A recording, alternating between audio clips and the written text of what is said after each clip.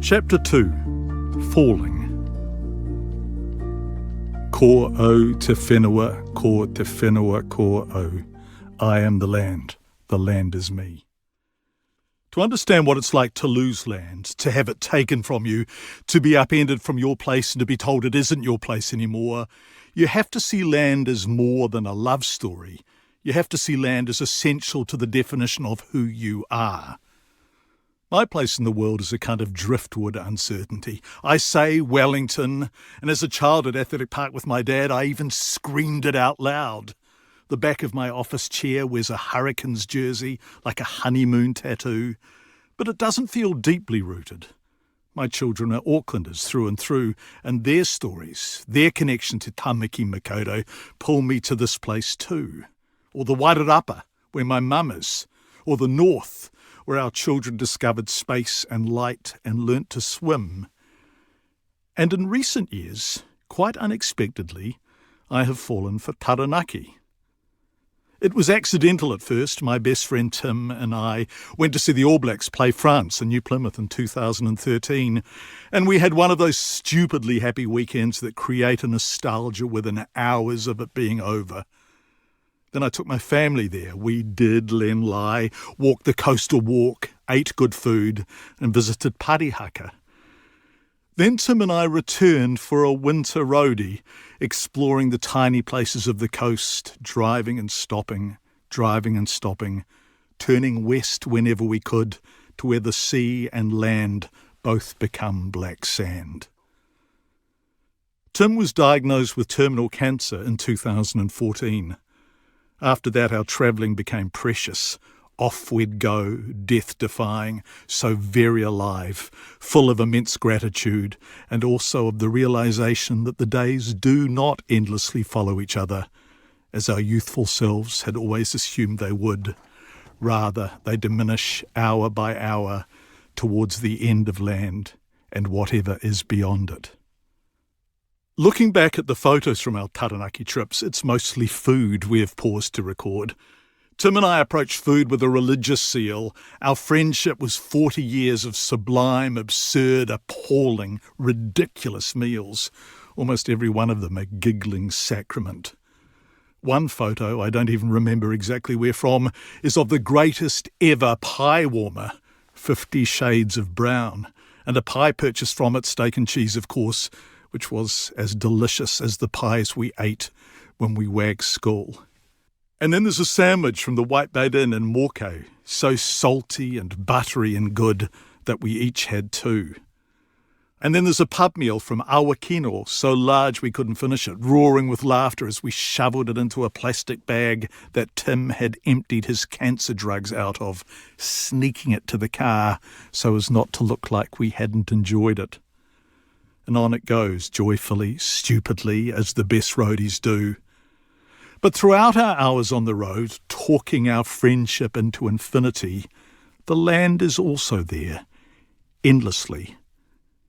And the land has such weight in Taranaki. I hadn't noticed until I looked back through my phone how often I'd photographed it. Mount Taranaki, Taranaki Maunga, confiscated from Māori under the New Zealand Settlements Act of 1863, quote, an act to enable the governor to establish settlements for colonisation in the northern island of New Zealand. Smash and grab.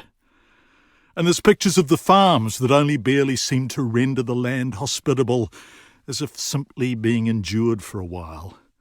What is their story? And why are we so shy about telling it? The way the farmland rises to cut out horizons, green then jagged, green then silhouette, green then the weather rolling in.